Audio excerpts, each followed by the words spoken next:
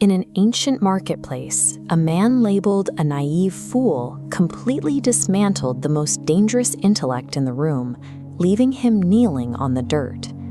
This happened in the old Baghdad Bazaar.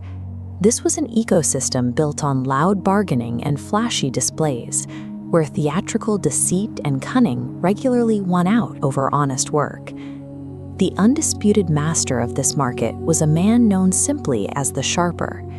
He maintained authority through his absolute control over other people's perception of reality.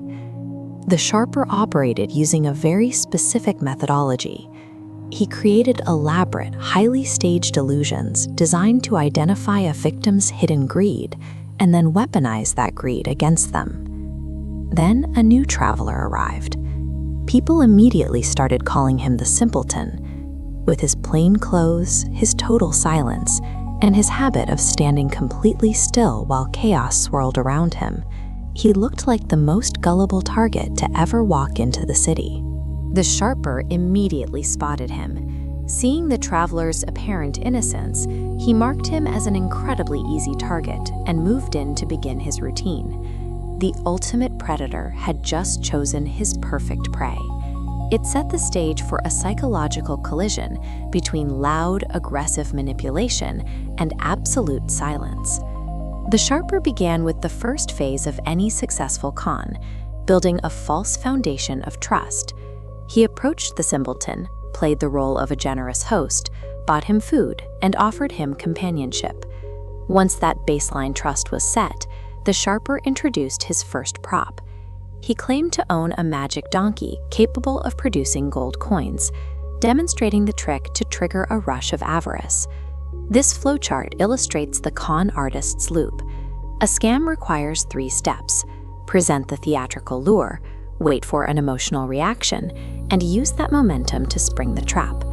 But the simpleton did not gasp or show greed.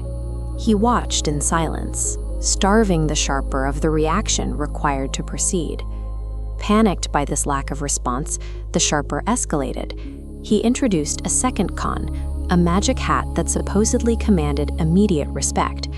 He even used hidden accomplices throughout the bazaar to bow to him, creating overwhelming social proof. Once again, the simpleton refused to react. He observed the theatrics, looked at the bowing crowds, and remained entirely quiet, refusing the premise. By withholding the expected emotion, the traveler left the Sharper holding a trap that refused to close. The theatrical manipulation failed because the victim refused to play his part. Behind that blank stare, the simpleton was entirely engaged. What the crowd and the Sharper mistook for stupidity was actually deep analytical observation. While the Sharper rested, the simpleton covertly gathered empirical data. He wandered the bazaar, talked quietly to the townsfolk, and checked the facts. This diagram maps out exactly what he found. The magic was a coordinated web of lies, involving every accomplice paid to play along. With the secrets of the illusion in hand, the traveler stripped away the scammer's only advantage, the mystery of the trick. The simpleton now held the upper hand.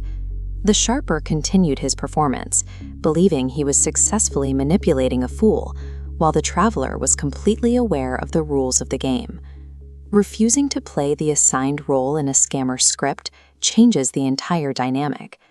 Through quiet observation, the simpleton had covertly transformed from the prey into the true architect of the interaction. The simpleton finally made his move.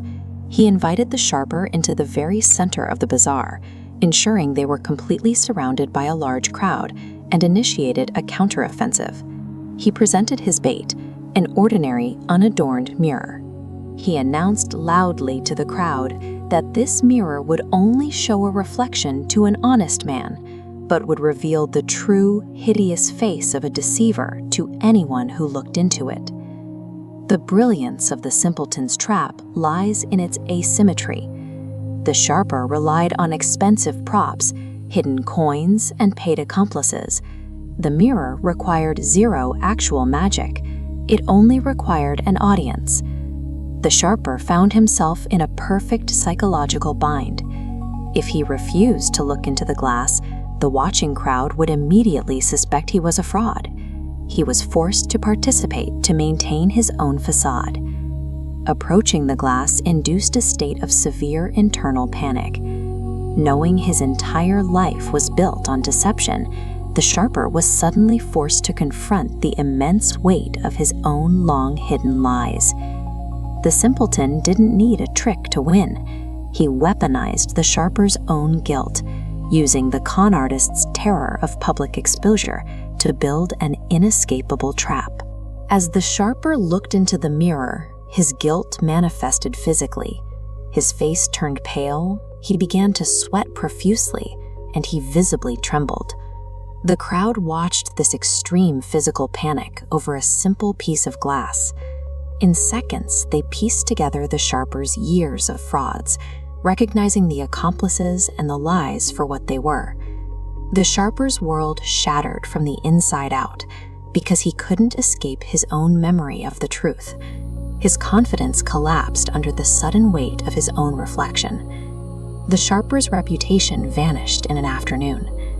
The quiet traveler continued his journey, having demonstrated that even the most complex illusion fails when it encounters a mind that refuses to be distracted. Loud, flashy deception is incredibly fragile when placed next to the power of a quiet, grounded mind. True intelligence is rooted in observation and truth. You can manipulate reality and control perception for a time, but no one can ever escape the psychological weight of their own conscience.